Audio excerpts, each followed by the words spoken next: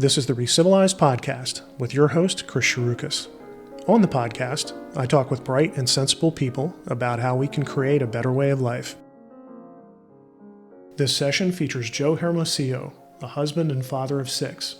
On it, he talks about how he was dying of COVID and was cured through the spiritual help of a deceased Catholic priest.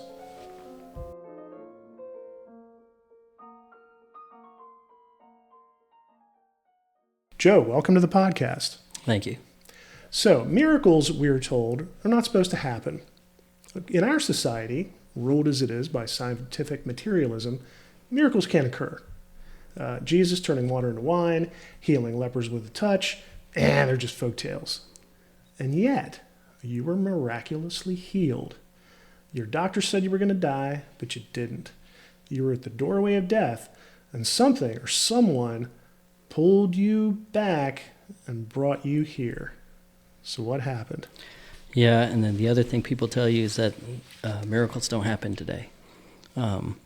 Certainly something I believed. Yeah, 2021, it's just like any other Christmas. We were back home, and it was just a good time, normal shopping. But COVID was sweeping through Frederick pretty bad.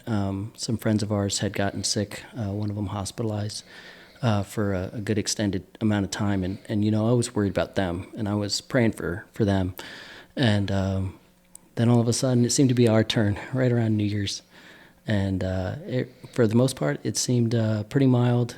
Kids hardly showed any signs. My wife was trying to sleep it off. And I was just keeping busy. And who knows, maybe that's something you don't want to do. You need to get your rest. But I felt good for a while until about 6 days in. I was just not kicking it. And then I could hear bubbles in the breath. And I knew that was bad. And I had been talking with the doctor throughout the whole ordeal, following their instructions. And, you know, I remember thinking, you know, that doesn't sound good. It's probably like pneumonia. And we talked to the doctor, and the doctor said, yes, this isn't good. This is a hospital visit. But he asked me to check my blood oxygen level. A little device you can get at CVS, you know, $20. And my blood oxygen was down low 90s. And it wasn't long before it was in, 88, which was not good. This was low and dropping. A normal person should somewhere be around 97, 98. And I remember telling the kids, like, hey, you guys are praying, right? You're praying for Daddy. God listens to children. The other thing I remember was thinking, Blessed Mother, Padre Pio, St. Joseph, I'm asking each one of you for a little help here. Those are some heavy hitters there. Heavy hitters. And I was thinking, what's going on? What are you waiting for? But thank God I just had the presence of mind to say, okay, I'm just going to be patient and wait. And it was frustrating because this is time off and things aren't getting done. But yeah, when that oxygen started dropping, this was getting bad, and the doctor said, go to the hospital. We got the babysitter. My wife took me over to the Frederick Memorial Hospital, to the ER. I walked in. I didn't feel good, but I walked in myself, and I don't know what I look like, but when I told them my oxygen's low, they quickly got me to a gurney, took my oxygen, and it was down in the 50s. And is that bad? That is brain damage bad. I like to say you need a brain if you want to damage it, so I'm okay there. But yeah, that's brain damage bad, and so that was a full-on panic. They kept my wife back in the waiting room. They didn't talk to her for 3 hours. They pulled me away. I remember, just getting marked up with the mask and telling them, you need to talk to my wife. She can tell you all the medicines I just had, through the last week trying to treat this. And then that was it. I just closed my eyes and I was asleep. I did not wake up really understanding where I was until January 18th. So I went in on January 8th. It was much later before I started waking up for just small bits of time and then going through. And I had a whole bunch of, I'd say, dreams, crazy dreams. I do remember seeing my parish priest several times. Things didn't make sense, but it all came together when I was finally able to talk to my wife. And so what had happened, was, my oxygen had dropped a lot. And on the 9th, they took an x-ray, and they could see a significant percentage. I can't remember exactly what it was, but let's say it was 80%, which is really bad, of lungs filled with fluid, gunk, all the wrong stuff. They had the ventilator cranked up, maxed out. It was not getting much oxygen to me. They were trying. The next day, the lungs were even more compromised. They were getting almost to complete compromise, and things were not looking good. Meanwhile, my wife, who had waited 3 hours to finally get stuck to a doctor, was still never let in, but she was trying to find these medical professionals to talk to. Please don't give my husband remdesivir, don't do this or do that. Good call. She had a big argument with a doctor that said, you don't want me to give your husband life-saving care, And she's like, no, I don't see the evidence. I know the study. Yeah, And remdesivir turned out to be very bad news. Remdesivir's got a 50% success rate, which could really just mean it helps or it doesn't help, right? Mm-hmm. It's a drug developed for dealing with Ebola, and who knows? It could have been hurting more than helping. So they gave me one dose of remdesivir, and who knows? It could have been one of the many things that tried to off me. If it wasn't the COVID, it could have been the remdesivir. Certainly wasn't the staff. The staff at Frederick Memorial was incredibly fantastic. Despite a doctor, fighting with my wife over the medical care, there was a lot of people really putting in their heart and soul, and that staff was getting hit hard with the pandemic as well. So they were short-staffed. The National Guard had come in to work, operate the phones, do security, anything like that they could. So it was really hitting the area hard. And my wife had learned that if she called at night, she could usually get the night nurse to talk and update. And it was a lot easier than during the day. She couldn't get any answers during the day. So the night nurses usually would talk to her about different things. And I think everybody was trying to just stay positive with her, but it also gave her a false sense of hope that maybe I'd be home in 3 days. Why can't I see him? Why isn't he coming home? So one day she gets a traveling nurse. These are professional nurses that move over to where they're needed in the country. And this lady was a seasoned vet, and she was not going to hold back. And she told my wife, hey, you don't get it. He's in a really bad state. His lungs are really compromised at this point. By the 11th, my lungs were completely filled up. I brought in this x-ray here. You can see this is not what your lungs are supposed to look like. That just looks like somebody wasn't coloring within the lines. Listeners at home, let me tell you that I'm looking at this x-ray, and where his rib cage should be is just a lot of white stuff. Yeah, white stuff just reflecting back the x-ray. Yeah, yeah. So she tells my wife, you don't get it. His lungs, they're destroyed. He just coded. And we're not sure exactly what she meant by that, but told my wife, we've been trying to get him back. The machine's maxed out, and we can't get any more oxygen. If he was to come home, she used the word if, he would need oxygen for the rest of his life. If he comes home, he's going to need a lung transplant. And so that was a shock. It was a sheer shock to my wife, because at that point she had just sent out a message, an hour before, to family members saying, hey guys, I'm getting some good news. I'm really thinking we might have Joe home soon. Now all of a sudden she's having to let everybody know at midnight, this is no good, that she needed a miracle. Fortunately, I come from a very devout Catholic family. My wife does too. So she was talking with a number of people, and they did a conference call. They all got on the phone. They said, we need a miracle. We need to start novenas. We need to do some fasting, anything, right? And a couple of folks thought, okay, let's ask for the intercession of a saint. We'll all just focus in on this, right? Just like a laser beam, just narrow in on the approach. And my brother, he's an accountant. He's always been efficient. And he said, well, if we're going to get a miracle from a saint, let's pick a blessed, because a blessed needs another miracle to get to sainthood.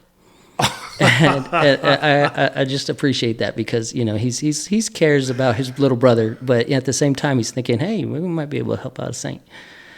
So then they started considering what blesseds were out there. Piero Giorgio, Carlos Acutis, lots of different blesseds. They started looking it up, and they came up with a list. And it was my little sister Teresa that said, you know, Sister Faustina says when you have these big questions, go to your confessor. So Megan called our priest, Father Tim Grassi, out in Charlestown, West Virginia, St. James the Greater. Wonderful, devout priest. And she could just leave a message with him. And in the message she said, you know, Joe's still in the hospital. Things are really bad. We need a miracle. We want to seek the intercession of a saint or blessed. So here's these blesseds. She gives this list to him over the message. By the way, let me just say, for the benefit of the non-Catholics who are listening to the podcast, someone who's being considered for sainthood but hasn't attained it yet, they're referred to as, you know, well, in this case, Blessed Michael McGivney, not Saint. That Michael is correct. McGivney, Yeah. So someone. blessed. Yeah. Thank you for showing that, bringing that up. So yeah, people that have led a holy life, that have answered prayers already. You know, significant person while living, and then after death is starting to show. There are signs that people are either receiving some sort of miracle or intercession from their prayers. You'd know Pope John Paul II. I mean, he was canonized real quick. Mother Teresa canonized real quick. So sometimes it's really hard for some saints. They just don't have that recognition. And so Father McGivney, if you think about him, he's living in the 1890s. So this has been a while, you know, since he's passed away. But I'm getting ahead of myself. So yeah, when you have at least one miracle, right, then it's off to the Vatican for this consideration. They start looking at this, start reviewing it. When they deem that, yes, a miracle happened, the holy person is deemed as beatified. So let me just say real quick, miracle. What is a miracle? Well, a miracle is defined as something good and holy that has happened that can't be explained by science. It's done outside our conventional understanding of cause and effect. There's something else going on there that we humans can't explain. That is correct. And so the first miracle for Michael McGivney was a young boy that was still within his mom's tummy, not given a good diagnosis that he'd make it. His father asked for the intercession of Blessed, at that time, just Father McGivney. And Father McGivney, I think, came through for him. And so does the Catholic Church, because they deemed it as unexplainable. This baby survived. They named the baby Michael. And the little guy, he's grown up, nice little boy now. But in October 2020, Father McGivney was beatified. So that gets us back to Father Grassi. He's got this voicemail, whole bunch of blesseds in there. Father McGivney was not on that list that my wife knew about and had submitted. But Father Grassi went in front of the Blessed Sacrament to pray about this. I think that's good advice for anybody. You got a big decision. You go pray in front of the Blessed Sacrament. It's something as Catholics believe the true presence of Christ is there in the church. If you believe it, put your money where your mouth is and go ask your prayers there, right? So it came to him. Blessed Michael McGivney was the founder of the Knights of Columbus. He founded it for the widows and orphans that were there in Connecticut, in his hometowns, in his parishes, that were widows because of losing their fathers. Either they had lost their fathers to the Civil War, several decades before, or in the factory conditions that were up there. So it was a big deal. And he created a society for men, one to pull them away from the secret societies that had been really standing up after the Civil War. A lot of fraternities were starting, especially up there in the Connecticut area. It's famous for Yale and stuff like that. So, he created this for the widows and children, and because their father was out of the home. So he thought about Megan's other suggestions, and he really just kept on coming back to Father McGivney. So he called her back. It had been 4 hours since she left the message, and he apologized for taking a little longer than he wanted to come up with his prayer. And he says, this is why. I think Father McGivney is who you want to pray to, because you're missing the Father in your home. And with that news, she told all my siblings. They got the word out. I mean, I speak about this a lot, is get that community prayer going. Let everybody know. Let everybody know the prayer. They passed out the novena. I have some novena cards here. There's a couple different ways you can venerate a saint, is find their prayer cards. And there was one in particular prayer that sought the canonization of Father McGivney. So they started that one. And really things started changing for me. Unbeknownst to me, I mean, I'm just laying back in a bed, right? I'm doing nothing at this point. This is all hard work of a community. But yeah, things started changing. And so, my family was incredibly encouraged by this. And they said, we gotta get a relic in there. The relics, as you understand, relics are parts of these saints, these holy people that have lived their lives. There's first-class relics that are part of the bones, the body of the holy person. There's second-class, which are maybe articles of clothing or something that person owned, shoes. If you think of Padre Pio's bandages, they have his blood on the bandages. Those are first-class relics. By the way, Padre Pio is a Catholic saint who had the stigmata. He had bleeding wounds in his palms that wouldn't stop bleeding. That's correct. So my family was thinking we need to get a relic for him, and they just started. They got the word out. The same channels they were using for the prayer community, and lots of people just started calling around. And these relics had been just passed around, really since 2020 when he was beatified. A lot of churches, a lot of Knights in Columbus chapters had received this. I remember Father McGivney founded the Knights of Columbus. So there were a few, and they just needed to get a hold of these folks and bring them in. My sister decided to go off to the Seton Shrine, and she went to St. Elizabeth Ann Seton's relics, and not to ask for a miracle, not to ask her to do anything other than to help find a relic. And then she said to her husband, I'm going off to the Knights of Columbus headquarters. I'm going to go get Joseph a relic. And he said, wait for me to get home from work. I'll take you there. So they made the long drive. And this is January. This is the middle of January. It was around January 12th or so. And they drove up to the Knights of Columbus. And it was unbelievable. When they walked in, the receptionist had been talking to another coworker about some family in Maryland. There's a whole bunch of people in Maryland asking for relics. I don't know what we do. And then all of a sudden, this family walks in, and they say, how can we help you? And they say, we're looking for a relic. And they go, you're from Maryland? Yeah, I mean, it was incredible. So they got the vice provost, wonderful gentleman, Brian Caulfield, works for the Knights of Columbus. I'm sorry, not vice provost. Those are the college people. Vice postulate Brian Caulfield.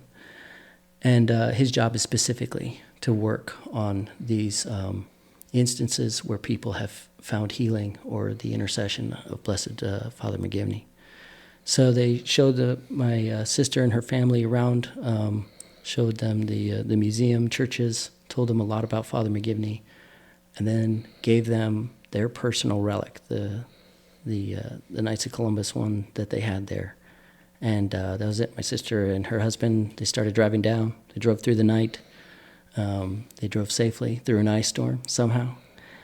They got it all the way to Frederick, and my wife gave it to Father Grassi. Father Grassi was kept in the waiting room for about 3 hours. They had tried to give it to a nurse and have a nurse bring the relic to me. And the nurse said, okay, I took it over, I laid it on his body, I said a prayer, and I brought it back. Here you go. And maybe it happened. I don't know. But the moment that Father Grassi was allowed to come in, that's what I remember. And I think that's something that, there might be changes in the story or details may have been planned out, but I remember this clear as day. Father Grassi, he said Mass. I remember him holding up the Eucharist. I remember him holding up the relic. And he grabbed the relic, and I have it here. This is a relic of Blessed Father McGivney. And I remember him holding it a lot like you would, kind of like a host. He held it up above, and he said the prayer. And I remember him saying Michael McGivney. And I remember thinking, I know that name, founder of the Knights of Columbus. But I couldn't understand why he was talking about it. But I remember Father Grassi clear as day. And he seemed like he just walked in out of the clouds. I couldn't talk to him. I had hoses, tubes, masks all over my face. But yeah, things just kept on getting better and better. Because I was moved out of the ICU, moved into a facility that's less intensive, I guess you could call it. And before you knew it, I only spent one night in there, and I was over into the recovery on the third floor of Frederick Memorial. And it was insane. I had these ICU doctors and nurses coming by to see me, and they could not believe that I had made it out. They did not think I was going to get away with this. And all of a sudden, I'm sitting up. All of a sudden, I'm pulling myself up. And still, people are saying, "Wow, that was great. You really defeated this instance. But you got a long way to go. You got tubes in your throat. You're not going to be able to swallow. You're not going to be able to eat normal." They were giving me options about a food tube. They were talking to me about physical therapy, and talking to me about how I was going to communicate because my voice was gone. I had 18 days of tubes and hoses down my throat, and one great bit of evidence was where we'll call him a throat specialist. I don't know the name of the medical professional, but they came in with some fiber optics cameras and took a look at the lungs, the throat itself. And they talked about the damage that was in there. And they said, yeah, you got your left side's really damaged and your right side's severely damaged. And I don't know the difference between really and severely, but it didn't sound good. And their recommendation was like, yeah, you're not going to be swallowing anytime soon. You're going to get pneumonia. You're going to aspirate, get food in your lungs. You're going to be right back in the hospital. You don't want to do this. No water, no ice. So that was a little sad for me. I mean, I was happy to be there. I was happy to be alive. Things were different and it was confusing, but I'm awake and I'm getting some kind of news. But I had this food tube going through my nose. I didn't like it. I didn't like being in there. I didn't like not seeing my kids or any of that stuff. It was crazy to just see the time lapse. All of a sudden, I'm looking at the calendar, and we're late into January by this point. But that same technician came in a few days later. First visit was on a Friday. Next visit was on a Monday. She looks in there, and she said, one side's healed, and the other one's almost there. And this technician, put her head back. She couldn't believe what she was saying. This is days later, and the throat is healed. So I was spared no time and said, can I go try some food? And they took me off to X-ray, and I proved I could swallow safely, and I got to have chocolate pudding that day. But, I mean, that is just, some of these things were moving quick. Another story was I had no voice. I was just whispering. And I had a great medical professional. They were a speech therapist. And you think, why is a speech therapist in there when this guy's, strapped to a bed? It's the least of his concerns. But they focus on everything about the breathing, the mouth, the throat, the swallowing. Swallowing is a big deal because it all plays around the same area as the voice box. So she was an advocate. She wanted me to eat too, but she was also very careful and didn't want me to get pneumonia all over again or drown or something like that. So, but she started working with me, and she explained, we're going to take it slow as you walk back. And you're going to start with the whispers, and that's all I could do anyway. And then you're going to get to a confident voice, and then maybe you can start to talk a little normal. Days later, maybe not even a few days later, I was talking just like I am now. Mm-hmm. And the nurse came in, and I said, good morning, just like that. She could not believe it. She went and got a nurse that had, just a few days before, said, sweetheart, it's going to be 6 weeks, at least, if not 6 months, And they brought her in, and they said, say something. And I said, what do you want me to say? And that was it. The nurse ran out of the room. So it was pretty incredible. I had a whole bunch of X-rays, and you could just see just tiny little bits in those X-rays, and then finally this image I have here. This is when I drove myself, February 22nd, over to the imaging center. They took this picture, and that's what your lungs are supposed to look like. And I am looking at the X-ray right now, and there is a whole lot of nothing, just ribs and blank space. Yeah, that's what it's supposed to look like. Yeah. So I'm looking at your readout on the 22nd of February, 2022. And, it's got a whole lot of technical medical information. But at the bottom, it says, impression, no radiographic evidence of acute lung disease.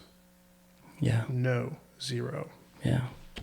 I got a free pass on all the smoking I used to do too. So, but yeah, I mean, that is unexplainable.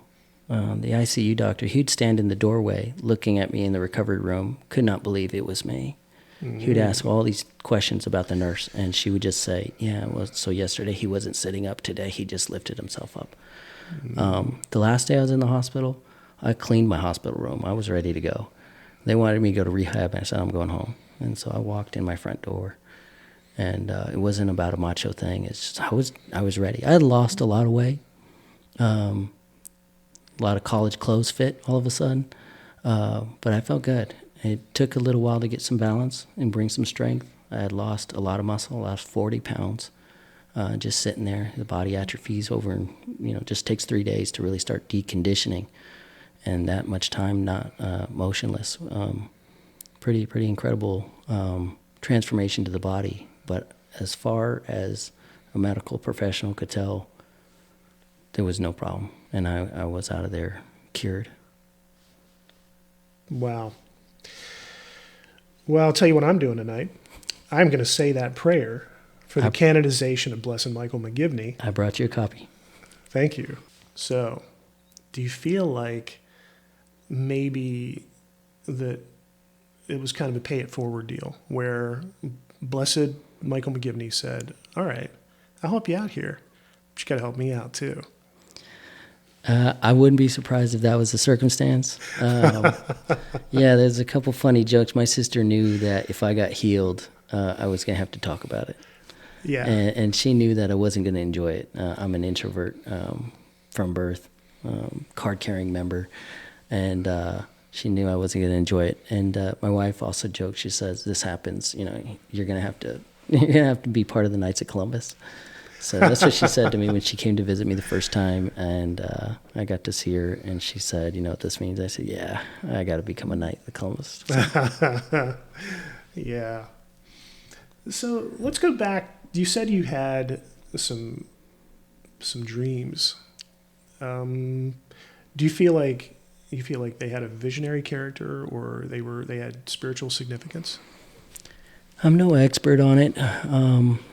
I don't think it was a near-death experience or anything like that. Who knows? It could have been the medication. But they were wild. In some cases, I was trapped, lost in the wrong place.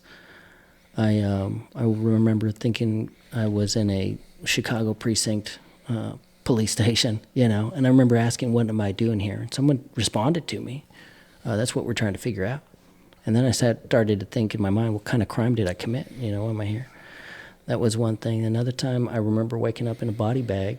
I was somewhere in Arizona, and a couple U.S. Marines were zipping up the body bags, and I was one of them. And they said, "Hey, we got a live one here," and that was a scary dream. What was going on? I had another dream. I was in a DC, like a Halloween funhouse, and that one was probably the scariest because there was some strange things that were happening with just the sounds, the nurses, the way they looked.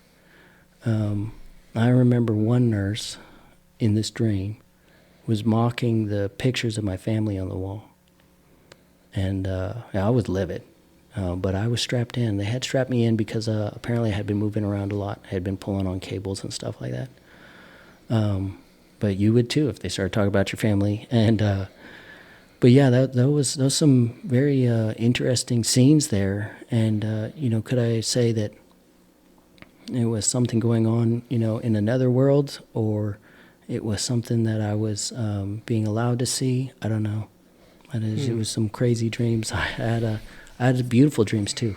Mm-hmm. I had one where I was in the Holy Land. Never been there in person, but I was in the Holy Land, looking at ancient walls, ancient scrolls, gorgeous music, just gorgeous music. I remember seeing monks doing some writing, and I remember kind of feeling like I understood how the process of the Bible was being written. It was kind of fun. It was like a How It's Made episode, but so those were incredibly beautiful. Another dream, I was stuck in a hospital bed, and the only thing I could do was push a button for different types of alcohol. Don't ask me. I didn't write this, but this was the dream where, you had to push a button and you could get rum or tequila or something like that. And it was incredibly expensive, and it just kept on going up in price. And that was torture in itself. But yeah, strange stuff.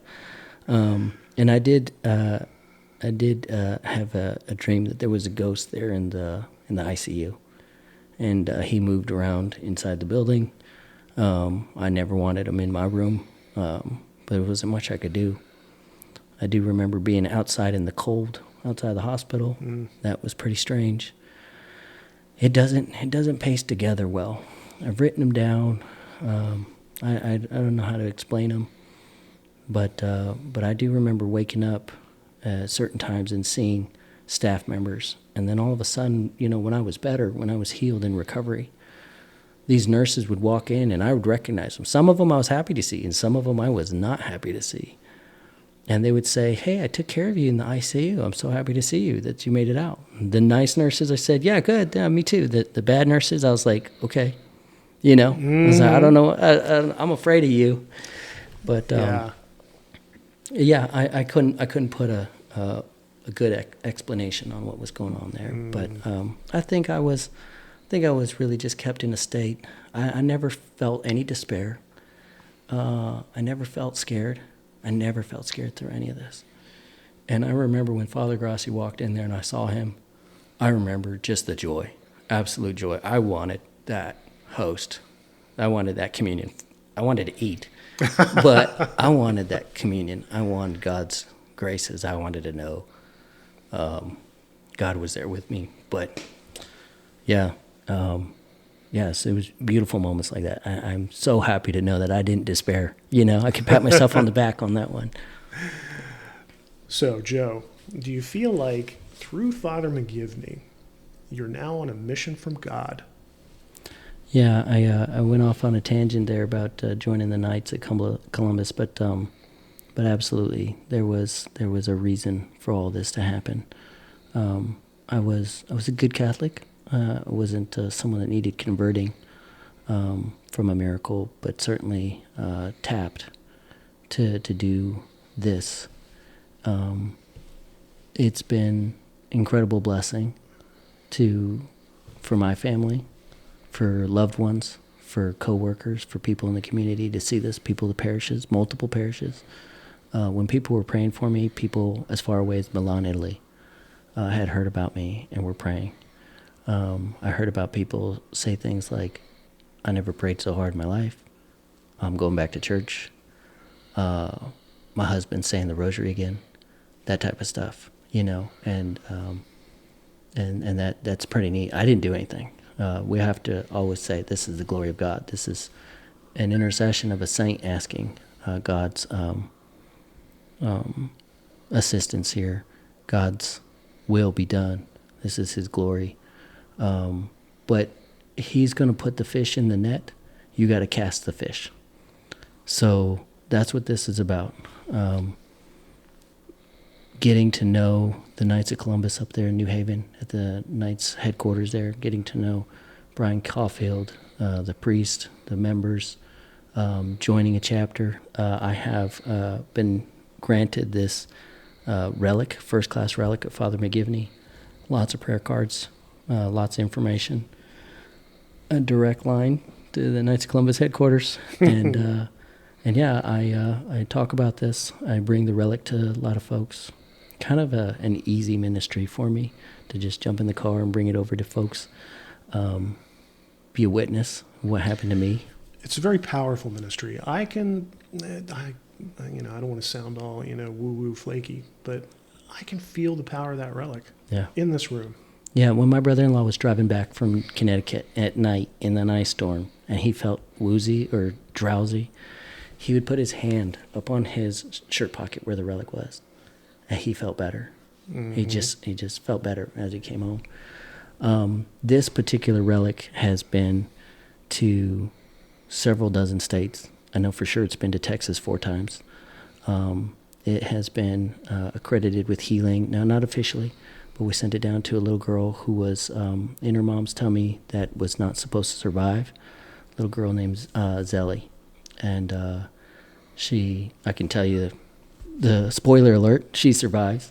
Mm-hmm. And I saw a video of her playing ball with her mom. That was great. That was really neat. This one has helped a young boy, 4 years old, that was not supposed to survive out in Pittsburgh. And he is alive and well. Fun thing about that one is when the doctor said we didn't have a plan for his, go home day. All of a sudden they had to come up with that one. There have been people that received the relic and still passed away. And those are those mysteries I can't explain. It has nothing to do with somebody's faith or a community not getting into action. Maybe it's just God's will for whatever reason. But it has been a wonderful gift to bring this. And I think any mission from God is a gift. You take this relic, you take this to somebody, and they have their needs, and you realize that the world is in lots of crisis, one way or another. Medical, faith, physical, and in multiple ways. These items, these holy people of God work as a great grace for folks to recover in however way God wants them or intends it to happen. Well, thank you, and thank Father McGivney for bringing a little bit of grace to this podcast. I can do it anytime. All right. Thanks again. Yep.